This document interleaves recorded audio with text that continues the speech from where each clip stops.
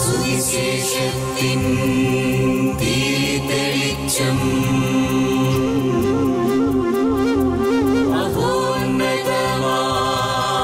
ആത്മാർപ്പണം. വചനം സത്യം ജീവദായകം. വചനം സത്യം ജീവദായകം. വചനം സത്യം ജീവദായകം.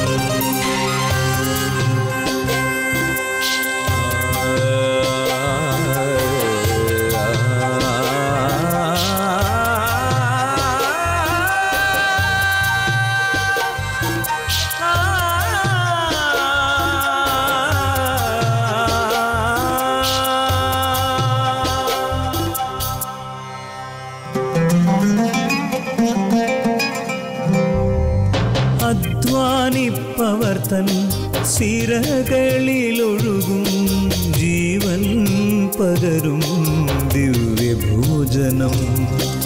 അധ്വാനിപ്പവർ തൻ സിരകളിലൊഴുകും ജീവൻ പകരും ദിവ്യഭോജനം. അതിരുകൾ ഭേദിക്കും സ്നേഹത്തിൻ്റെ രശ്മികൾ ഞങ്ങളെ ഉണർത്തുന്ന പുതിയ പ്രഭാതം. അതിരുകൾ ഭേദിക്കും സ്നേഹത്തിൻ്റെ രശ്മികൾ ഞങ്ങളെ ഉണർത്തുന്ന പുതിയ പ്രഭാതം.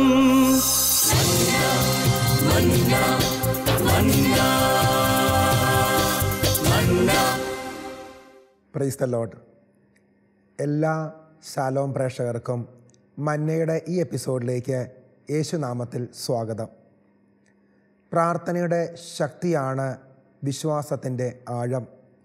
കത്തോലിക്ക സഭയുടെ അടിത്തറ തന്നെ പ്രാർത്ഥനയുടെ ശക്തിയാണ്. ഇന്ന് അനേക വിധത്തിൽ പ്രാർത്ഥിക്കുന്നുണ്ട്. ഒരുപക്ഷെ കാര്യസാധ്യങ്ങൾക്ക് വേണ്ടിയിട്ട്, അല്ലെങ്കിൽ ഇഷ്ടങ്ങളുടെ ആവശ്യങ്ങളുടെ ആ പിൻബലത്തിൽ പ്രാർത്ഥിക്കുന്നുണ്ട്. ഇന്ന് നമ്മോടുകൂടെ ഈ വിഷയങ്ങളെക്കുറിച്ചെല്ലാം പങ്കുവെച്ച് സംശയങ്ങൾ ദൂരീകരിക്കുന്നത് ബിജു പാണയങ്ങാടൻ അച്ഛനാണ്. അച്ഛനെ യേശുനാമത്തിൽ ഈ പ്രോഗ്രാമിലേക്ക് സ്വാഗതം ചെയ്യുന്നു. ബിജു അച്ഛ, ഇന്നത്തെ കാലഘട്ടത്തെക്കുറിച്ച് പൊതുവെ പറയുന്നത് അന്ത്യ കാലഘട്ടം എന്നാണ്. ഏത് ഭാഗത്ത് നോക്കിയാലും വചനപ്രഘോഷകരാണെങ്കിലും അതെ, എവിടെ മാസികകളിൽ വായിച്ചാലും ലേഖനങ്ങൾ വായിച്ചാലും അന്ത്യകാലഘട്ടത്തെക്കുറിച്ചാണ് പറയുന്നത്. ഈ അന്ത്യകാലഘട്ടത്തെക്കുറിച്ച് പറയുന്നതനുസരിച്ച് വിശ്വാസത്തിൻ്റെ വർധനവോ പ്രാർത്ഥനയുടെ വളർച്ചയോ നമുക്കവിടെ കണ്ടുമുട്ടാൻ സാധിക്കുന്നില്ല. അല്ല എങ്കിൽ ഒരു വലിയ മാനസാന്തര അനുഭവം സംഭവിക്കുന്നില്ല. എപ്രകാരമാണ് അച്ഛൻ അതിനെ വിലയിരുത്തുന്നത്?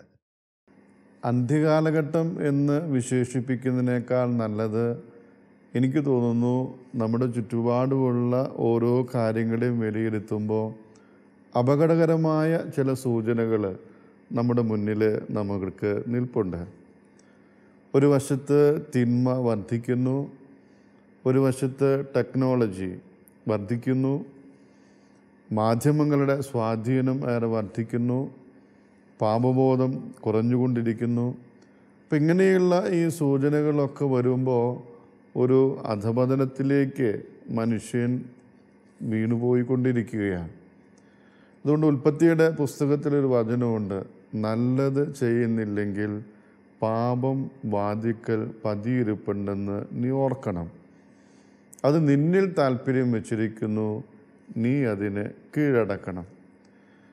ഈ ഒരു വചനം തിരിച്ചറിവ് പലപ്പോഴും നമുക്കില്ലാത്തത് കൊണ്ട്, നല്ലതേതാണെന്ന് വിവേചിച്ചറിയാൻ സാധിക്കാത്തത് കൊണ്ട് ഇന്ന് പാപത്തിൻ്റെ പല മേഖലകളിലും ഒരുപാട് മനുഷ്യൻ പെട്ടുപോയിക്കൊണ്ടിരിക്കുകയാണ്. അപ്പോൾ അങ്ങനെയുള്ളതിനെ അതിജീവിക്കണമെന്നുണ്ടെങ്കിൽ തീർച്ചയായും ദൈവത്തിൻ്റെ ഒരു ആധിപത്യം അല്ലെങ്കിൽ ദൈവികമായിട്ടുള്ള ഒരു വളർച്ച സമൂഹത്തിൽ വ്യക്തികളിൽ ഉണ്ടാകുമ്പോൾ മാത്രമാണ് ഈ ഒരു കാലഘട്ടത്തെ നവീകരിക്കാനായിട്ട് സാധിക്കുകയുള്ളൂ.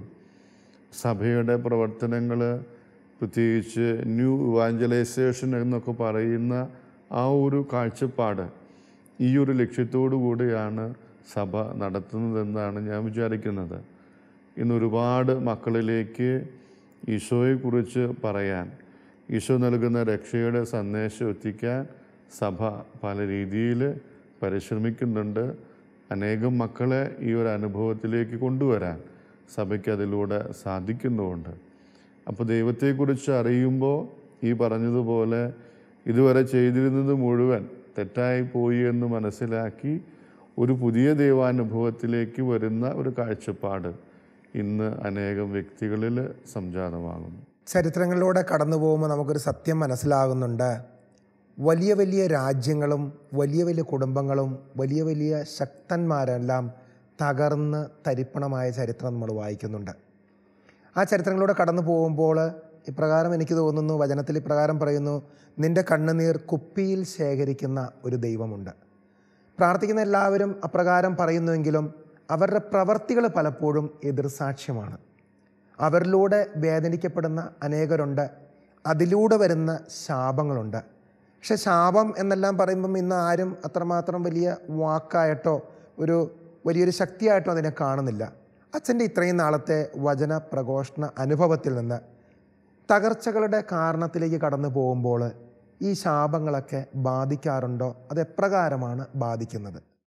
ശാപങ്ങളെക്കുറിച്ച് ബൈബിളിൽ പ്രഭാഷകൻ്റെ പുസ്തകത്തിൽ നമ്മൾ കാണുന്നുണ്ട്. നിന്നെ ശപിക്കാൻ ആർക്കും നീ ഇട കൊടുക്കരുത്. മനം നൊന്ത് ശപിച്ചാൽ നിൻ്റെ സൃഷ്ടാവ് അത് കൈക്കൊള്ളും, അത് നടപ്പിലാക്കുമെന്ന്. ഇപ്പോൾ ശാപം ഉണ്ടോ എന്ന് ചോദിച്ചാൽ ഒരു വ്യക്തി ചെയ്യുന്ന പ്രവൃത്തികൾക്ക് അനുസൃതമായി അവൻ അനുഭവിക്കേണ്ടി വരുന്ന ഒരു ശിക്ഷ അല്ലെങ്കിൽ ഒരു സഹനമായിട്ട് അതിനെ നോക്കിക്കാണാം. ഇനി പൊതുവെ നമ്മുടെ ജനങ്ങൾ പറയുന്ന ശാപങ്ങൾ എന്ന് പറയുന്നതൊക്കെ അവരുടെ ജീവിതത്തിൽ ഏതെങ്കിലുമൊക്കെ തരത്തിലുള്ള കഷ്ടപ്പാടുകളാകാം, രോഗങ്ങളാകാം, ചിലപ്പോൾ അനുഭവിക്കേണ്ടി വരുന്ന ഏതെങ്കിലും പ്രതിസന്ധികളാകാം. അപ്പം അതിനെയൊക്കെ ശാപമായിട്ട് വ്യാഖ്യാനിച്ച് എല്ലാം ദൈവകോപം, ദൈവശാപം എന്ന് പറയുന്നത് ശരിയല്ലെന്നാണ് ഞാൻ മനസ്സിലാക്കുന്നത്. ദൈവം അനുവദിച്ച് തരുന്ന സഹനമായിട്ട് നമ്മളതിനെ സ്വീകരിക്കണമെന്നുള്ളതാണ് പറയാനുള്ളത്. ഞാൻ സെമിനാരിയിൽ ചേർന്ന് അച്ഛനായി കഴിഞ്ഞ് 2ാം വർഷത്തിൽ എനിക്കൊരു ആക്സിഡൻ്റ് ഉണ്ടായി. 3.5 മാസത്തോളം എനിക്ക് നടക്കാൻ പോലും സാധിക്കാതെ ഈ പഴയ കട്ടിലിൽ ഞാൻ കിടപ്പാണ്. അപ്പം അന്ന് എൻ്റെ മനസ്സിൽ വന്നൊരു ചോദ്യമാണ്, ഞാൻ 11 വർഷം പ്രാർത്ഥിച്ച് പഠിച്ചൊരുങ്ങി തിരുപ്പട്ടം സ്വീകരിച്ച് എന്നെ ഇങ്ങനെ ഈ കിടപ്പ് രോഗിയാക്കി, ഇനി നിരന്തരം ഒരു കിടപ്പ് രോഗിയാക്കാനാണോ തമ്പുരാൻ എന്നെ എങ്ങനെ ആക്കിയതെന്ന് എൻ്റെ അപകടത്തെക്കുറിച്ചൊരു ചിന്ത എനിക്ക് വന്നു. പക്ഷേ ഞാൻ 11 വർഷം പഠിച്ചു, അച്ഛനായി, ഇന്നെനിക്ക് ഈ അപകടം വന്നു എന്ന് പറയുമ്പോൾ തമ്പുരാൻ എന്തെങ്കിലും ആഗ്രഹിക്കുന്നുണ്ടാകും. ഒരുപക്ഷെ ഞാനൊരു നിത്യരോഗിയായി, കിടപ്പ് രോഗിയായി ഇങ്ങനെ കിടക്കുകയാണെന്നുണ്ടെങ്കിൽ അതായിരിക്കും ദൈവം എന്നിൽ നിന്ന് ആഗ്രഹിക്കുന്നത്. അപ്പം അതിനപ്പുറത്തേക്ക് എനിക്ക് വേറെ ഒന്നും ചിന്തിക്കാനില്ല. ഇനി അവരുടെ ശാപമാണ്, ഇവരുടെ ശാപമാണ്, അല്ലെങ്കിൽ എൻ്റെ പൂർവികർ ചെയ്തതിൻ്റെ ശാപമാണ് ഞാനിതെന്നൊക്കെ പറഞ്ഞിട്ട് അതിനെക്കുറിച്ച് പല രീതിയിൽ ചിന്തിച്ചിട്ട് എന്താ എനിക്ക് കാര്യം? ഒന്നുമില്ല. ദൈവം എന്നെ സ്നേഹിക്കുന്നു. ദൈവത്തിൻ്റെ വലിയ കൃപയാണ് എൻ്റെ പൗരോഹിത്യം. അപ്പം ഈ ഒരു പൗരോഹിത്യ ജീവിതത്തിൽ ഈ ഒരു വേദന ഞാൻ അനുഭവിക്കേണ്ടതുണ്ടെങ്കിൽ അത് നല്ല മനസ്സോടെ തമ്പുരാനിൽ നിന്ന് സ്വീകരിക്കുക.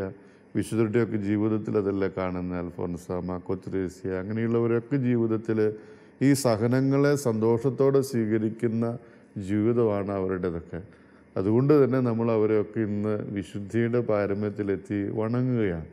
ഇപ്പോൾ നമ്മുടെ സാധാരണ ജനങ്ങൾ പറയുന്ന ശാപം അല്ലെങ്കിൽ ഇങ്ങനെയുള്ള കാര്യങ്ങളൊക്കെ എനിക്ക് തോന്നുന്നു അത് അവരുടെ വികലമായിട്ടുള്ള ഒരു കാഴ്ചപ്പാടാണ്. എൻ്റെ അടുത്ത് വരുന്നവരോട് ഒരിക്കലും ഞാൻ ശാപമാണെന്നും പറഞ്ഞ് ഒരു കാര്യത്തെ നോക്കി വിവരിക്കാറില്ല. പിന്നെ കുറേയൊക്കെ നമ്മൾ സൈക്കോളജി പഠിക്കുമ്പോൾ മനസ്സിലാകും, അവർ പറയുന്ന ശാപം, ബന്ധനം എന്നൊക്കെ പറയുന്നത് സൈക്കോളജിക്കൽ ഡിസോർഡേഴ്സാണ്. അപ്പോൾ അത് നമ്മൾ കൃത്യമായിട്ട് വിവേചിച്ചറിഞ്ഞ് കൗൺസിലിങ്ങിലൂടെ, ഒരു പക്ഷേ മെഡിസിനൊക്കെ വേണമെന്നുണ്ടെങ്കിൽ ട്രീറ്റ്മെൻറ്റിലൂടെയൊക്കെ അത് പരിഹരിച്ചു കഴിഞ്ഞാൽ ഈ തെറ്റായിട്ടുള്ള കാഴ്ചപ്പാട് ഇതേക്കുറിച്ച് മാറുമെന്ന് എനിക്ക് തോന്നുന്നു. അച്ഛാ, ഒരു കാര്യം പ്രത്യേകമായിട്ട് ചോദിക്കാനുള്ളത് ഇപ്രകാരമാണ്. സത്യത്തിൽ നമ്മുടെ പൂർവികർ അനേകർ പാപം ചെയ്തു, ഒരുപക്ഷെ അവരുടെ ജീവിതത്തിൽ അനേകരുടെ കണ്ണുനീര് വീണിട്ടുണ്ടാകാം. ഒരുപക്ഷെ കൊലപാതകങ്ങൾ വരെ ചെയ്ത കുടുംബങ്ങളുണ്ടായിരിക്കാം. അതിൻ്റെയൊക്കെ പരിണതഫലം ആ കുടുംബങ്ങളോട് അനുഭവിച്ചു വരുന്നുണ്ട് പല വിധത്തിലും. അപ്പോൾ പുതിയൊരു തലമുറയിലേക്ക് കടന്നു വരുമ്പോൾ എപ്രകാരം നമുക്കതിനെ ദൈവസന്നിധിയിൽ ഏറ്റുപറഞ്ഞ് ആ പാപങ്ങളും ശാപങ്ങളും എപ്രകാരം എടുത്ത് മാറ്റാൻ സാധിക്കും? ഒന്ന്. രണ്ടാമത്തേത്, പുതിയ തലമുറയിൽ നിൽക്കുന്ന എനിക്ക് അതിൻ്റെ ഒരു ചായ്വുമില്ലാത്ത വിധത്തിൽ മുന്നോട്ട് എപ്രകാരം സഞ്ചരിച്ച് ദൈവ ഇഷ്ടപ്രകാരം ജീവിക്കാൻ സാധിക്കും എന്നുള്ള ഒരു വിഷയത്തെക്കുറിച്ച് അച്ഛനൊന്ന് പങ്കുവയ്ക്കാവോ? പൂർവികർ ഗൗരവമുള്ള പാപങ്ങൾ ചെയ്തിട്ടുണ്ടെങ്കിൽ നേരത്തെ സൂചിപ്പിച്ചതുപോലെ വരും തലമുറയ്ക്ക് അതൊരു പാഠമാകാൻ വേണ്ടി കുടുംബത്തിൽ പല രീതിയിലുള്ള അസ്വസ്ഥതകളുണ്ടാകും. ഒരു പക്ഷേ നമ്മൾ കൗൺസിലിങ്ങിലിരുന്ന് പ്രാർത്ഥിക്കുമ്പോൾ അവർ ചെയ്ത ചില കാര്യങ്ങൾ, അവർ ചെയ്ത് തീർക്കാനുണ്ടായിരുന്ന ചില കാര്യങ്ങളൊക്കെ തമ്പുരാൻ നമുക്ക് വെളിപ്പെടുത്തി തരും. അത് ഇവരുടെ പ്രാർത്ഥനയിലൂടെ പരിഹരിക്കാൻ വേണ്ടി തമ്പുരാൻ ഓർമ്മപ്പെടുത്തുന്ന ഒരു കാര്യമാണ്. ഇപ്പോൾ മാതാപിതാക്കൾ 1-ാം പ്രമാണത്തിനെതിരായ തെറ്റ് ചെയ്തു, അതുകൊണ്ട് കുടുംബത്തിൽ ചില അസ്വസ്ഥതകളുണ്ടാകാം. പക്ഷെ അവരത് ചെയ്തു എന്നും പറഞ്ഞ് ഒരിക്കലും ഇവരത് ചെയ്തതിന് നമുക്ക് ന്യായീകരിക്കാൻ പറ്റില്ല. അതുപോലെ തന്നെ മറ്റുള്ളവരൊക്കെ അങ്ങനെ ചെയ്യുന്നു എന്ന് പറഞ്ഞിട്ടും ഇതിനെ ന്യായീകരിക്കാനായിട്ട് പറ്റില്ല. അത് തെറ്റായിട്ടുള്ള ചിന്താരീതി തന്നെയാണ്. അപ്പോൾ നമ്മുടെ കുടുംബത്തിലെ പ്രശ്നം ഇന്നതാണ്. ഇതിന് കാരണങ്ങളായി നമ്മൾ പുറകോട്ട് നോക്കുമ്പോൾ പൂർവികരിലോ അല്ലെങ്കിൽ നമ്മുടെ കുടുംബാംഗങ്ങളിലോ നമ്മൾ പഴയ കാലത്തിലേക്ക് പോകണമെന്നൊന്നുമില്ല. കുടുംബത്തിൽ തന്നെ ഒരു അസ്വസ്ഥതയുണ്ടാകുന്നുണ്ടെന്നുണ്ടെങ്കിൽ ബൈബിളിലെ വചനം ഇങ്ങനെയാണ്: നീ നിൻ്റെ ദൈവത്തെ മറന്ന് ദൈവകൽപ്പനകൾ നിഷേധിച്ചാൽ നിൻ്റെ മക്കളെ ഞാൻ വിസ്മരിക്കും എന്ന് പറയുന്നുണ്ട്. അപ്പോൾ ദൈവത്തെ മറന്ന് ദൈവകൽപ്പന നിഷേധിക്കുമ്പോൾ ഈ പ്രസൻറ്റ് കാലഘട്ടത്തിൽ തന്നെ ദൈവം ചിലപ്പോൾ ചില ഓർമ്മപ്പെടുത്തലുകൾ നൽകും. പല രീതിയിലുള്ള അനുഭവങ്ങളാകും അത്. അപ്പോൾ അതാണ് കൗൺസിലിങ്ങിലൂടെ നമ്മൾ പ്രാർത്ഥിക്കുമ്പോൾ തമ്പുരാൻ തരുന്ന സന്ദേശങ്ങൾ കൃത്യമായിട്ട് നമ്മൾ അവരെ ബോധ്യപ്പെടുത്തി അവരെ നന്മയിലേക്ക് കൂട്ടിക്കൊണ്ടുവരാനായിട്ട് പരിശ്രമിപ്പിക്കുക എന്നുള്ളതാണ് ഇതിൻ്റെ പുറകിലുള്ള പ്രധാനപ്പെട്ട ഒരു കാര്യം. അതോടൊപ്പം തന്നെ ഇനി നീ ചെയ്യുന്ന കാര്യം ശരിയല്ല എന്നുണ്ടെന്നുണ്ടെങ്കിൽ പരിശുദ്ധാത്മാവ് കൃത്യമായിട്ട് നമ്മളെ ഓർമ്മപ്പെടുത്തുന്നുണ്ടെങ്കിൽ കൃത്യമായിട്ട് തന്നെ നമ്മളത് പറയും. നീ ഇത് ചെയ്യരുത് എന്നുള്ള നിൻ്റെ രഹസ്യപാപം തമ്പുരാൻ വെളിപ്പെടുത്തി തന്ന് നിനക്ക് താക്കീത് എന്നുള്ള രീതിയിൽ നമുക്ക് അവരോട് പറയാം. ഇനി ഇന്നത് നീ ചെയ്തില്ലെങ്കിൽ ഇന്നതുപോലെ നിനക്ക് ഭവിക്കൂ എന്നുള്ളതും കൃത്യമായിട്ട് പ്രാർത്ഥനയിലൂടെ അവർക്ക് വാർണിംഗ് കൊടുക്കാം. എന്നിട്ടും അവനത് മനസ്സിലാക്കുന്നില്ലെങ്കിൽ അവനത് അനുഭവിച്ച് മാർഗമുള്ളൂ. അപ്പം അത് ദൈവത്തിൻ്റെ ഒരു ഇടപെടലും കൂടിയാണത്. നമ്മൾ സാധാരണക്കാർ മനസ്സിലാക്കുന്ന പോലെയുള്ളൊരു ചിന്താഗതിയല്ല. നമ്മൾ ദൈവവുമായിട്ട് പ്രാർത്ഥിച്ച് പരിശുദ്ധാത്മാവിൻ്റെ വെളിപ്പെടുത്തലിലൂടെ ഈ പറഞ്ഞതുപോലെയുള്ള എന്തെങ്കിലും കാര്യങ്ങൾ തമ്പുരാൻ ഓർമ്മപ്പെടുത്തുന്നുണ്ടെങ്കിൽ അത് ആ വ്യക്തിയുമായിട്ടിരുന്ന് ആലോചിച്ച് നമ്മൾ ബോധ്യപ്പെടുത്തണം. ഒരിക്കലും അതൊരു ശാപമെന്നതിനേക്കാൾ ഉപരിയായിട്ട് ഞാൻ കാണുന്നത് ചില തിരുത്തലുകൾ ഇവരുടെ ജീവിതത്തിലും അല്ലെങ്കിൽ ഭാവി തലമുറയുടെ കാര്യത്തിലൊക്കെ വരുത്താൻ വേണ്ടി നമ്മൾ ചെയ്യേണ്ട കാര്യങ്ങളാണ്. ഇപ്പോൾ കുറേ സ്വത്തും മുതലൊക്കെ തട്ടിച്ച് അങ്ങനെ സ്വന്തമാക്കിയിട്ട് ഒരാളുടെ കുടുംബത്തിൽ ഒരുപാട് സാമ്പത്തികമായിട്ട് തകർച്ചകൾ ഉണ്ടാകുന്നു എന്നുണ്ടെങ്കിൽ ചിലപ്പോൾ തമ്പുരാൻ കൃത്യമായിട്ട് പറയും, നിൻ്റെ അപ്പൻ ഇങ്ങനെയൊക്കെ ചെയ്തുകൊണ്ടാണ് മോനെ ഇങ്ങനെ, അതുകൊണ്ട് നീ ഇതിന് പരിഹാരം ചെയ്യണം, നീ കുറച്ച് സൽപ്രവൃത്തികൾ ചെയ്യേ, ജീവകാരുണ്യ പ്രവർത്തനങ്ങൾ ചെയ്യേ, ദശാംശം കൃത്യമായിട്ട് കൊടുക്കുക എന്നൊക്കെ പറയുമ്പോൾ അവനത് പ്രാവർത്തികമാക്കുമ്പോൾ ഇവന് തന്നെ ഐശ്വര്യം തമ്പുരാൻ കൊടുക്കുമായിരിക്കും. അപ്പം അത് ആ ഒരു കാഴ്ചപ്പാടിലൂടെ അതിനെ നോക്കിക്കാണണമെന്ന് എനിക്ക് പറയാനുള്ളത്. വിശുദ്ധ ഗ്രന്ഥം നമ്മോട് പറയുന്നു, പുതിയ സൃഷ്ടിയാവുക എന്നതാണ് പരമപ്രധാനം. സാധാരണഗതിയിൽ ഒരു മനുഷ്യൻ്റെ ഹൃദയത്തിൽ ഈ ഒരു ആഗ്രഹം എപ്പോഴും ഉണ്ട്.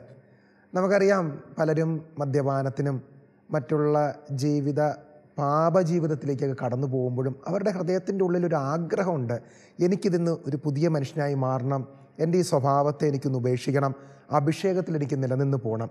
പക്ഷെ പലപ്പോഴും മനുഷ്യൻ്റെ സ്വന്തം ശക്തി കൊണ്ടോ സാഹചര്യങ്ങൾ കൊണ്ടോ സാധിക്കുന്നില്ല. അതിന് പിറകിൽ എവിടെയൊക്കെയോ നമ്മളറിയാതെ പറയുന്നത് പോലെ ഒരു ചരടുവലികൾ നടക്കുന്നെന്ന് പറയുന്നത് പോലെ ഏതോ ഒരു തടസ്സം അവരുടെ ജീവിതത്തിൽ സംഭവിക്കുന്നു. എപ്രകാരമാണ് നമുക്ക് അങ്ങനെയുള്ള സ്വഭാവങ്ങളെ അല്ലെങ്കിൽ സ്വഭാവ വൈകൃതങ്ങളെയൊക്കെ നമുക്ക് എപ്രകാരം മാറ്റാൻ സാധിക്കും? അതിൻ്റെ കാരണങ്ങൾ എന്തായിരിക്കാം? മനുഷ്യൻ്റെ മഹത്വം എന്ന് പറയുന്നത് അവനെ ദൈവം സ്വതന്ത്രനായി സൃഷ്ടിച്ചു എന്നുള്ളതാണ്. മനുഷ്യൻ സ്വതന്ത്രനാണെന്ന് പറയുമ്പോൾ നന്മയും തിന്മയും വിവേചിച്ചറിയാനുള്ള കഴിവ് ദൈവം അവന് കൊടുത്തിട്ടുണ്ട്. അതുകൊണ്ടാണ് ബൈബിളിൽ നമ്മൾ കാണുന്നത്, ഇന്ന് ഞാൻ നിൻ്റെ മുൻപിൽ നന്മയും തിന്മയും ജീവനും മരണവും വെച്ചിരിക്കുന്നു, നീ ഏതാണ് തിരഞ്ഞെടുക്കുക എന്ന് ചോദിക്കുന്നത്. ഈ തിരഞ്ഞെടുപ്പ് വളരെ പ്രധാനപ്പെട്ടതാണ്. പലപ്പോഴും ഈ തിരഞ്ഞെടുപ്പ് പാളിപ്പോകുന്നത് കൊണ്ടാണ് ഇങ്ങനെയുള്ള പ്രശ്നങ്ങളിലേക്ക്, ദുശ്ശീലങ്ങളിലേക്ക്, പാപജീവിതങ്ങളിലേക്കൊക്കെ പലരും വഴുതി വീഴാൻ കാരണമാകുന്നത്. ഇനി അങ്ങനെ അവൻ വീഴുന്നു എന്ന് പറയുമ്പോഴും നമ്മൾ ബൈബിളിൽ കാണുന്നത് പോലെ ദുർമോഹമാണ് ഗർഭം ധരിച്ച് പാപത്തെ പ്രസവിക്കുന്നത്. ഇപ്പോൾ ബലഹീനനായ മനുഷ്യൻ, കുറവുകളും പോരായ്മകളൊക്കെയുള്ള മനുഷ്യൻ, അവൻ്റെ ഈ ഒരു കുറവ് കൊണ്ട് തന്നെ അവൻ പാപത്തിലേക്ക് വീണു പോകുന്നു, അല്ലെങ്കിൽ അവൻ്റെ സ്വാതന്ത്ര്യം അവൻ ദുരുപയോഗിക്കുന്നു. പക്ഷെ അത് അങ്ങനെ പറ്റിക്കഴിഞ്ഞാൽ അവന് മറുവശത്ത് രക്ഷയിലേക്കുള്ള ഒരു സാധ്യതയും കൂടിയുണ്ട്. ബൈബിളിൽ നമ്മൾ കാണുന്ന ഒരു വാക്കാണ് ഇന്ന് എന്നുള്ള പദം. ഇന്ന് ഈ ഭവനം രക്ഷ പ്രാപിച്ചിരിക്കുന്നു, ഇന്ന് നീ എന്നോടുകൂടെ പരദീസയിലായിരിക്കും. അപ്പോൾ ഓരോ വ്യക്തിയുടെ ജീവിതത്തിലും ഈ ദൈവാനുഭവത്തിലേക്ക് കടന്നു വരുമ്പോൾ ഇന്ന് എന്നുള്ളത് അവൻ്റെ ജീവിതത്തിൽ ഒരു തുടക്കമായിട്ട് മാറുകയാണ്. അനേകം വർഷങ്ങൾ ഈ പറഞ്ഞതുപോലെ ദുർമാതൃക ജീവിതം നയിച്ച് ഒരു ധ്യാനം കൂടി, അല്ലെങ്കിൽ ഏതെങ്കിലും ഒരു കൗൺസിലിങ്ങിന് ചെന്നെത്തി, അല്ലെങ്കിൽ പ്രാർത്ഥനാനുഭവത്തിലേക്ക് വരുമ്പോൾ ഇതുവരെ ചെയ്തതും മുഴുവൻ തെറ്റാണെന്ന് ഒറ്റ നിമിഷം കൊണ്ട് ബോധ്യപ്പെട്ട് കണ്ണീരൊഴുക്കി പ്രാർത്ഥിച്ച് ദൈവത്തിലേക്ക് തിരിയുന്ന അനേകം മക്കളെ ഞാൻ കണ്ടുമുട്ടിയിട്ടുണ്ട്. തുടർന്ന് അവൻ ദൈവത്തിൽ ആശ്രയിച്ച് പ്രാർത്ഥനാ ജീവിതവും കൗദാശിക ജീവിതവും ഒക്കെ നയിക്കുമ്പോൾ അവിടെ അവന് ദൈവത്തിൻ്റെ സഹായം ലഭിക്കും. പാപജീവിതങ്ങളിൽ നിന്നൊക്കെ മാറി നിൽക്കാനായിട്ട് ദൈവം തന്നെ അവന് കൃപ കൊടുക്കും. അതല്ലേ തമ്പുരാൻ പറഞ്ഞ് നിനക്ക് എൻ്റെ കൃപ മതി എന്നുള്ളത്. അപ്പോൾ ദൈവത്തിൽ ആശ്രയിക്കുന്നവരെ ഒരിക്കലും ദൈവം കൈവിടുകയില്ല എന്നുള്ള ആ ഒരു ചിന്ത, ഇത് ക്രൈസ്തവരെക്കുറിച്ച് എന്നതുപോലെ തന്നെ മറ്റ് പല മതവിഭാഗങ്ങളിൽപ്പെട്ടവർക്കും ഈ ഒരു അനുഭവം വളരെ പ്രധാനപ്പെട്ടതാണ്.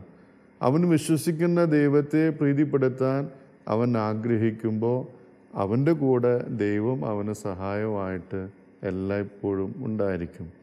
ബൈബിളിൽ പറയുന്നില്ലേ, ഹൃദയ വിശുദ്ധിയുള്ളവർ ഭാഗ്യവാന്മാർ. നമ്മൾ ദൈവത്തെ കാണാൻ തമ്പുരാൻ നമ്മളിൽ നിന്ന് ആവശ്യപ്പെടുന്നത് ഈ ഒരു വിശുദ്ധിയാണ്. അപ്പോൾ അശുദ്ധിയുമായിട്ട് ദൈവത്തിലേക്ക് നോക്കുമ്പോൾ ഒരു പക്ഷേ അവന് ദൈവത്തെ കാണാൻ, ദൈവത്തെ നോക്കാൻ ചിലപ്പോൾ അവന് സാധിക്കുന്നില്ലായിരിക്കും.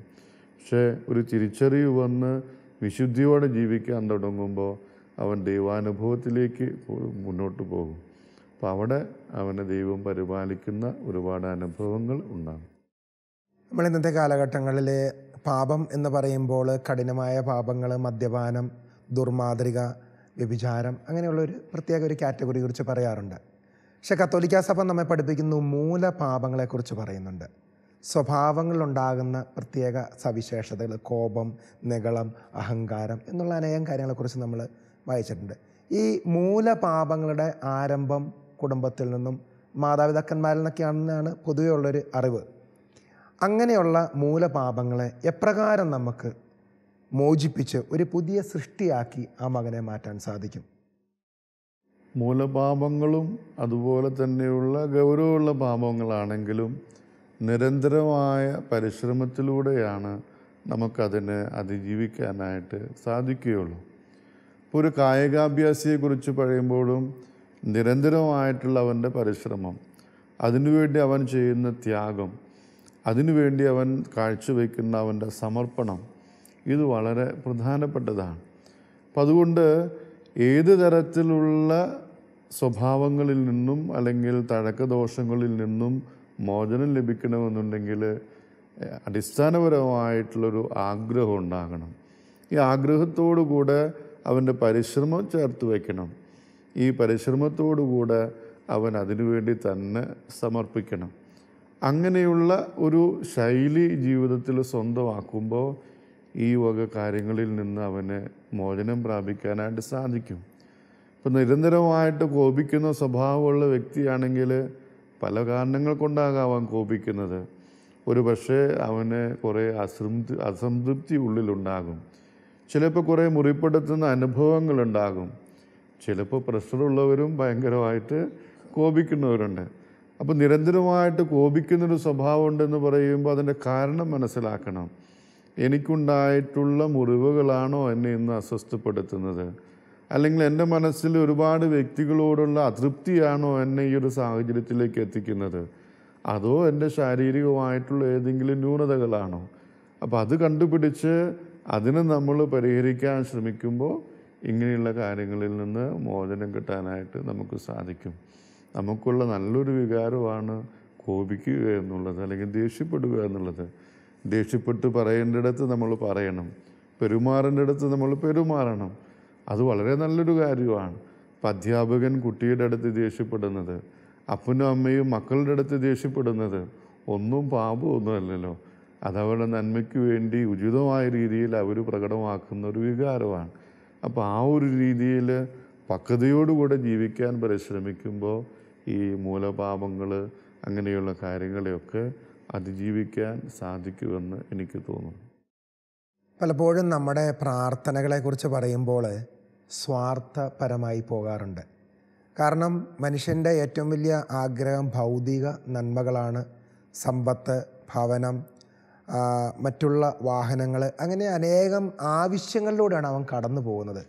അപ്പോൾ എപ്പോഴും പ്രാർത്ഥന അതിനെ അടിസ്ഥാനപ്പെടുത്തിയായിരിക്കും. ഒരു പക്ഷേ ഭവനം പണിയാൻ പോകുന്ന ഒരാൾ, അല്ലെങ്കിൽ ഒരു വാഹനം മേടിക്കുന്ന ആഗ്രഹമുള്ള ഒരാൾ, അല്ലെങ്കിൽ കുറച്ച് സമ്പത്ത്, സ്ഥലം വാങ്ങിക്കണം, ഇങ്ങനെയൊക്കെ പ്രാർത്ഥിക്കുന്ന ആളുകളുടെ ഒരു പ്രത്യേകതയാണ് ഏതെങ്കിലും ഒരു പ്രത്യേക പ്രാർത്ഥന നിരന്തരമായി പ്രാർത്ഥിക്കും. ചില ആളുകൾ നൊവേനയ്ക്ക് പോകാറുണ്ട്.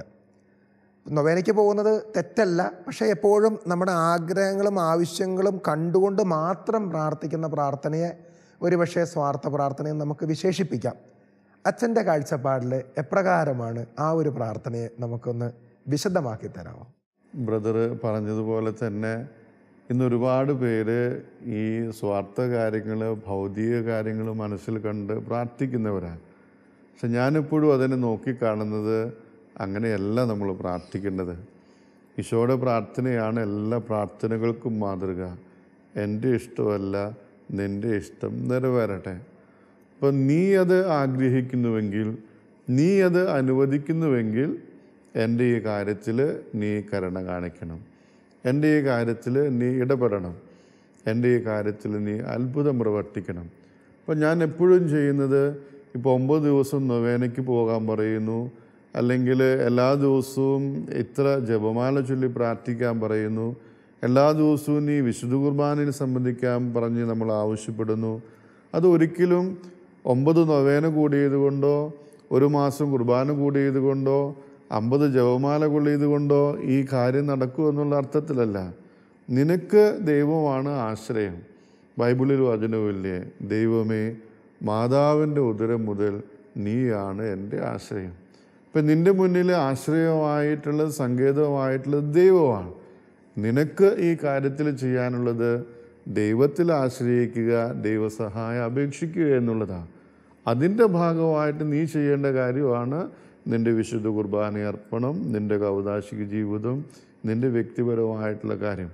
അത് നീ സമർപ്പിക്കുന്ന നിൻ്റെ ത്യാഗത്തിൻ്റെ ഭാഗമായിട്ട് നീ ദൈവത്തിൽ ആശ്രയിക്കുന്നതിന് വേണ്ടി ചെയ്യുന്നൊരു പ്രവൃത്തിയാണ്. ആ രീതിയിലാണ് അതിനെ നോക്കിക്കാണേണ്ടത്. 9 ദിവസം നൊവേന കൂടിയാൽ ഇന്ന കാര്യം എനിക്ക് നടക്കുമെന്നല്ല. എൻ്റെ വശത്തുനിന്ന് ഞാൻ ചെയ്യാനുള്ളത് ഞാൻ ചെയ്യുന്നു. ഇനി നീ എനിക്ക് ഈ കാര്യം നടത്തി തരണം. ഞാൻ കുട്ടികളോട് എപ്പോഴും പറയും, കുട്ടികളിങ്ങനെയല്ലേ, പരീക്ഷയ്ക്ക് ഫുൾ A+ കിട്ടിയാൽ ഒരു കൂടും എഴുതി ഞാൻ കത്തിക്കാം. ഇനി ഫുൾ A+ പോയിട്ട് ഒരു A+ കുറഞ്ഞാൽ ഒരു കൂടും എഴുതി പോയിട്ട് ഒരു തിരി പോലും നമ്മൾ കത്തിക്കില്ല. എന്താ കാരണം? ഞാൻ പറഞ്ഞ കണ്ടീഷൻ ശരിയായില്ല. പക്ഷെ ഞാൻ കുട്ടികളോട് പറയും, നിങ്ങൾ പരീക്ഷ കഴിഞ്ഞ് ഫുൾ A+ കിട്ടിയിട്ടല്ല തിരി കത്തിക്കണ്ടേ. ആദ്യം പോയി ഒരു കൂടും എഴുതി കത്തിച്ച് നീ നന്നായിട്ട് പഠിക്കുക, എന്നിട്ട് തമ്പുരാനോട് പ്രാർത്ഥിക്കുക. അങ്ങനെയാകുമ്പോൾ നീ പ്രതീക്ഷിച്ചതിനേക്കാൾ മാർക്ക് കൂടുതൽ നിനക്ക് കിട്ടും.